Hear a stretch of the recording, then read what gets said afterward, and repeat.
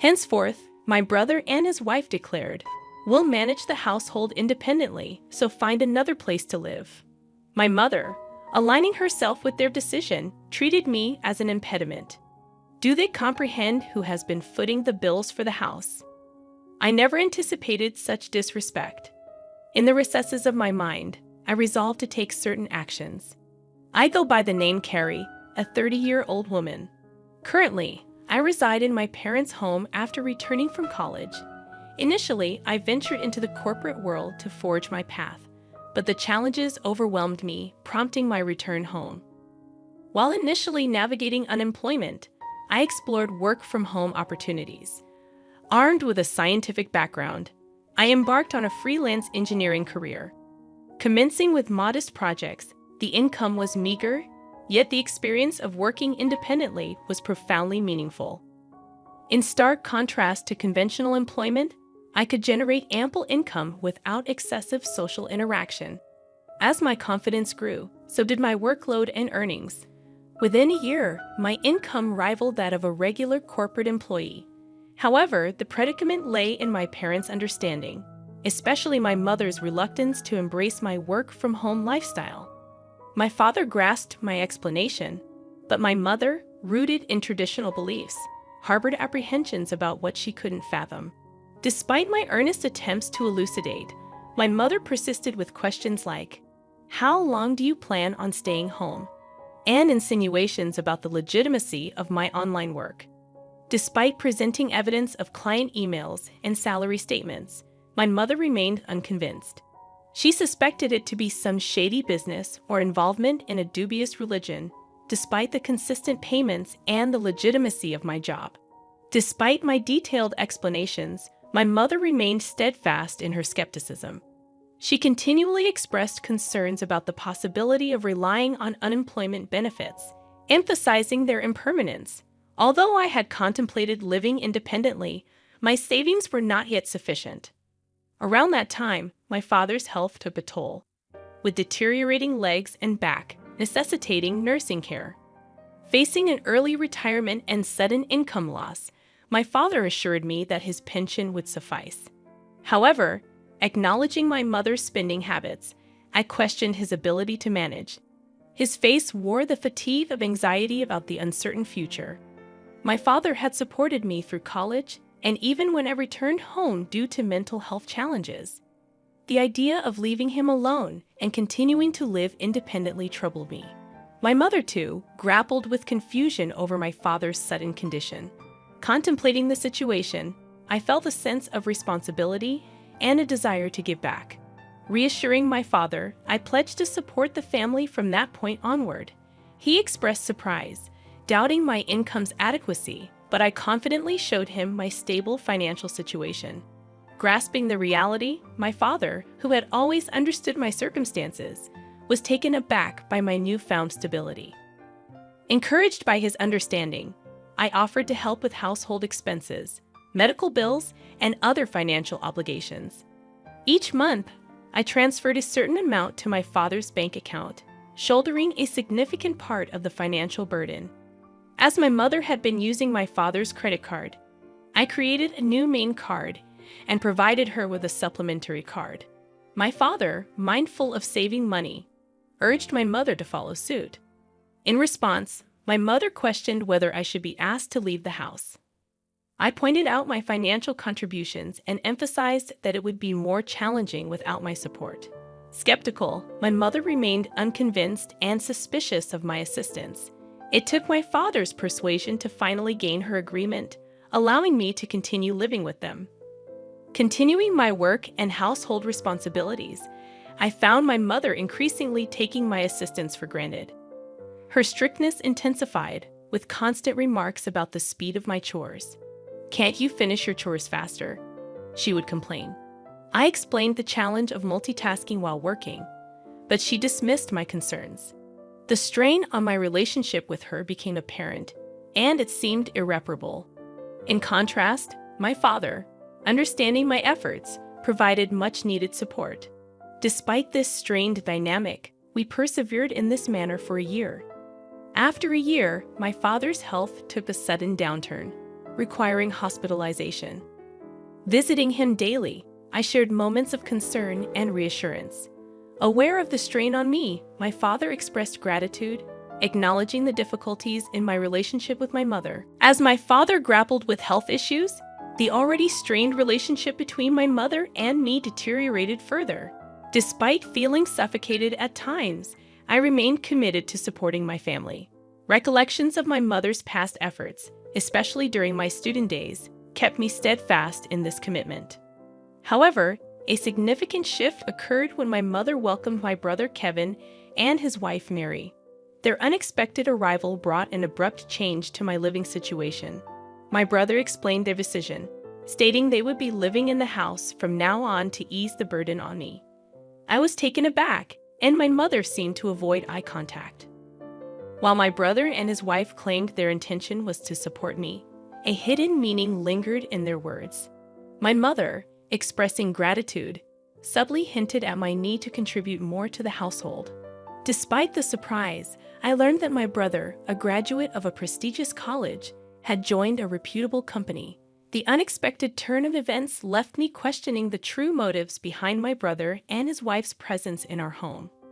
Certainly, he must have been earning a substantial salary, but I too was diligently pursuing my own endeavors. I wondered if they could manage without my contributions. Transitioning into a new life at home with my brother and his wife proved to be more demanding than anticipated. "Wake up, Perry, make breakfast," my brother's wife hollered, banging on my door. Fully awake and already engrossed in my work as a morning person, I explained that I was already up and working. Despite my work commitments, they insisted that I prepare breakfast. "Get on with it and get breakfast ready," she demanded. I reluctantly forced myself to assist, considering our family's usual morning freedom. Typically, we enjoyed meals at our own pace, especially when my mother and brother's wife were present. I presumed it was customary for the wife to prepare breakfast for her husband. However, my sister-in-law insisted on cooperation, and I reluctantly joined them in the kitchen. Despite my efforts, their dissatisfaction was evident. "Is this what you prepared for breakfast?" "This isn't enough," they complained. I had meticulously crafted a breakfast plate featuring soft scrambled eggs, a refreshing lettuce salad, fresh buttered toast, and a succulent sausage, thinking it would be well received. However, it seemed I had missed something. "You don't have to eat it," I retorted. But their surprise was palpable. Their reaction turned confrontational, questioning my attitude and who I thought I was. My brother, often condescending, mocked me, likely influenced by our mother. Despite explaining my work commitments, they dismissed it. "What kind of work is that? Are you crazy?" they exclaimed. Frustrated by their lack of understanding and the impact on my work, I packed my laptop, ignored their protests, and left the house. As I departed, my brother's voice echoed in the background, demanding to know where I was going. Ignoring the question, I proceeded to my father's hospital room. As I hurried into my father's hospital room, his surprised gaze met mine. "Carrie, what's wrong? You seem flustered," he observed. I recounted the recent incident, and my father, wearing a surprised expression, responded, "I didn't know they were. I'm sorry, Carrie. Don't worry about it. You can choose your own way of life." Feeling lost, I expressed concern that my mother might feel more comfortable if my brother Kevin were at home. However, my father reassured me, "You don't need to be in a place where you don't feel comfortable. All I want is for you to live happily. Live your life the way you want to live." Encouraged by my father's words, I decided to leave home. Upon returning that evening, I encountered a tense scene resembling a movie. The serious faces of my mother, brother, and sister-in-law greeted me. My brother accused me of not being at work, forcing him to take the day off. I inwardly questioned the responsibility of easily taking time off work. Their voices escalated, culminating in my brother demanding, "Get out of here. From now on, the three of us will live together. If you don't want to stay, please leave. We don't need an overbearing presence like you to support us." It was a shocking statement, and I replied in surprise, "Why?" Ignoring my protests, my brother and his wife insisted on my departure. declaring that I was no longer needed in the absence of our father. My mother, aligning with their sentiments, regarded me as a hindrance. The frustration intensified as they dismissed my involvement in the family's finances and prioritized their own concerns. Enraged by their insensitivity, I devised a plan. Initially, I transferred the money linked to the credit card my mother used daily to another account under my management. This subtle move aimed to surprise my mother when she could no longer access her credit card. I initiated a money transfer from my father's account, a crucial pillar supporting the family's financial stability. However, I ensured that only my father's medical expenses could be withdrawn from this separate account, unbeknownst to my mother. Consequently, a significant financial burden now rested on my brother and his wife. Though unaware of the intricate details of my brother's income, I was certain that he would feel the weight more than ever. After completing the necessary formalities, I gathered my belongings and declared my departure, saying, "I'm leaving this place." To my surprise, my mother, brother, and sister-in-law, who had been relentlessly harassing me, looked taken aback.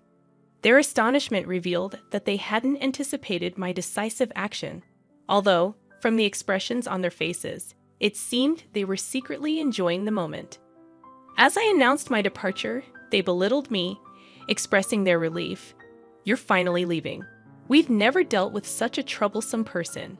You're not coming back, are you?" In response, I asserted, "Of course not. Don't contact me." They smiled as I left the house, but I couldn't help but wonder what they would think after I had left. Embarking on a new life in a tranquil environment, I found solace and the freedom to enjoy my own time. Refreshed and focused, I immersed myself in my work. However, as expected, a call from my brother disrupted the peace. "I told you not to contact me. What's wrong?" I questioned. His voice conveyed surprise and urgency as he inquired about my involvement in the family's financial transactions. Confirming my role, I reminded him that I had mentioned my work several times, but neither he nor our mother had believed me. Expressing confusion, he admitted, "Well, Mom said a lot of things, and I was a little confused." Acknowledging that it wasn't my fault, he revealed a financial predicament. With my absence, they struggled to manage expenses, and my mother's spending had exacerbated the situation. Though sympathetic, I asserted, "I was able to support you in many ways because I was at home. I'm not there anymore, so you have to handle it, Carrie."